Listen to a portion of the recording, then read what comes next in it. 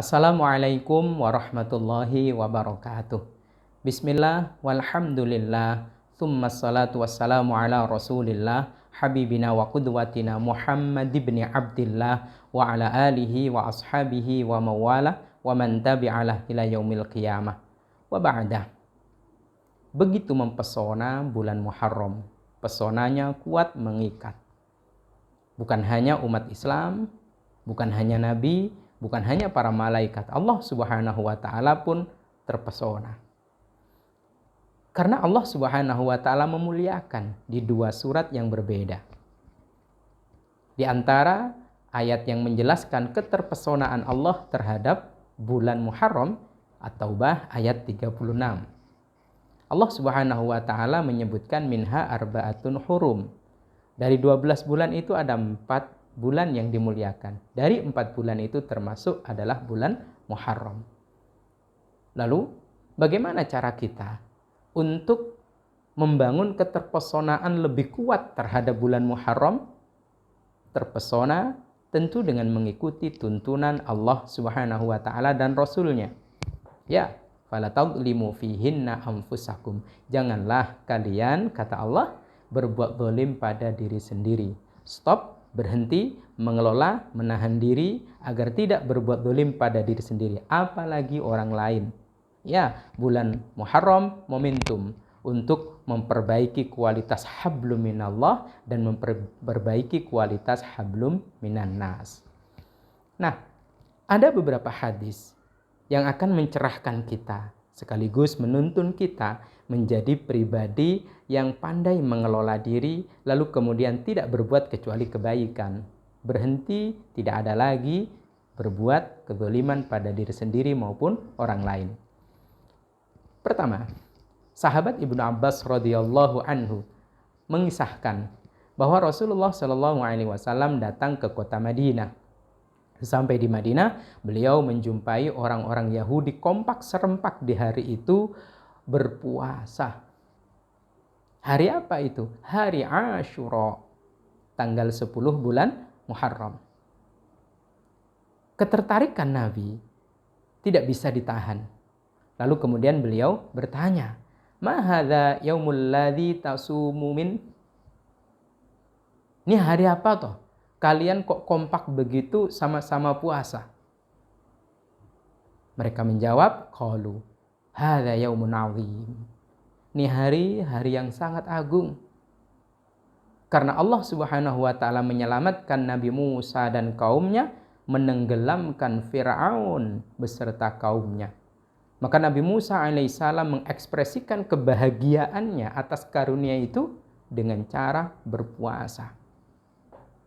Maka kami pun tidak mau ketinggalan mensyukurinya dengan cara berpuasa. Mendengar jawaban itu, Nabi Shallallahu alaihi wasallam kemudian bersabda, "Nahnu, kamilah ahakku yang lebih berhak wa aula dan lebih utama bi Musa untuk mengikuti apa yang dilakukan Nabi Musa dan mensyukuri apa yang Allah karuniakan kepada Nabi Musa alaihissalam minkum dibandingkan kalian." Fasamahu Rasulullah sallallahu alaihi wasallam, maka Rasulullah sallallahu alaihi wasallam puasa di hari Asyura, wa amara bisyamihi, dan beliau memerintahkan kepada umatnya, pengikutnya, agar juga puasa di hari itu. Hadis riwayat Imam Bukhari dan Imam Muslim. Hadis ini menjelaskan bahwa dulunya Yahudi juga puasa. Sekarang wallahu a'lam, kita umat Islam jangan mau kalah. Hadis kedua dikisahkan dari Ibunda Aisyah radhiyallahu anha. Beliau berkisah, "Anna Quraisyan kanat tasumu fil jahiliyah." Ternyata orang-orang Quraisy di masa jahiliyah juga berpuasa di hari Asyura. Tsumma amara Rasulullah sallallahu alaihi wasallam bisyamihi. Maka kemudian Rasulullah memerintahkan agar berpuasa di hari itu, hari Asyura. Hatta furidhu Ramadan, sampai bulan Ramadan diperintahkan untuk berpuasa. Kutiba alaikumusiyam, kemudian menjadikan puasa hari Asyura itu tidak lagi wajib. Nabi menyebutkan man syaa falyasum wa man syaa falyuftir.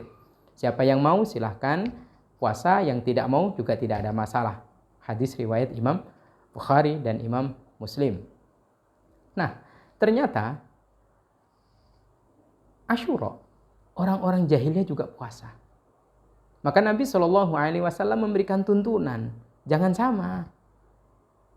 Bagaimana cara untuk membedakannya? Sahabat Ibnu Abbas radhiyallahu anhu kembali menyebutkan, menyimak sabda Rasul sallallahu alaihi wasallam, la in baqitu ila qabil, jika aku hidup hingga tahun depan, la asuman natasi, aku akan puasa di tanggal 9 hari Tasu'a.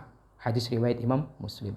Maka agar supaya kita umat Islam berbeda dengan orang Yahudi, berbeda dengan orang jahiliyah dulu, puasanya ditambah 1. Tanggal 9 adalah hari Tasu'a. Maka di bulan Muharram yang paling utama untuk kita tahan lapar, tahan dahaga di 2 hari. Tanggal 9 hari Tasu'a, tanggal 10 hari Asyura. Semoga Allah memampukan kita semua. Begitu kuatnya syariat ini. Sampai dalam satu riwayat yang lain, hadis keempat, ya, dijelaskan hadis ketiga, mohon maaf, Ar-Rubayyi binti Muawad bin Afra. Dari sahabat Rubayyi binti Muawad bin Afra, ia berkata, Rasulullah Shallallahu alaihi wasallam mengirim utusan di pagi hari Asyura ke perkampungan Ansor di sekitar Madinah, mengumumkan, barang siapa yang berpuasa sempurnakan, yang tidak puasa juga sempurnakan. Semenjak itu kami semuanya berpuasa, dan kami mengajak anak-anak kami yang masih kecil untuk berpuasa. Kami sediakan mainan untuk kami berikan sebagai hadiah, imbalan bagi siapa yang mampu puasa sampai maghrib. Kalau dia merengek minta makan, maka kami iming-imingi, ayo tahan laparmu sampai maghrib, nanti tak kasih mainan dari bulu ini. Subhanallah. Begitu kuatnya umat Islam merespon pada saat itu, hingga anak-anak pun diajak turut serta berpuasa di bulan Muharram, khususnya Tasu'a dan Asyura. Hadis riwayat Imam Bukhari dan Imam Muslim. Nah, ternyata terungkap sudah bahwa puasa Asyura itu satu strip di bawah puasa Ramadan. Sama halnya Qiyamul Lail itu satu strip di bawah sholat fardu. Sebagaimana sahabat Abu Hurairah meriwayatkan, afdhalus siyam ba'da Ramadan syahrullah al-Muharram. Seutama-utama puasa setelah Ramadan adalah puasa di bulan Muharram, Tasu'a dan Asyura. Wa afdhalus salat ba'dal faridah salatul lail. Dan seutama-utama salat setelah salat fardu adalah Qiyamul Lail. Maka jangan tinggalkan. Subhanallah. Satu strip di bawah keutamaan puasa Ramadan. Apa keutamaannya?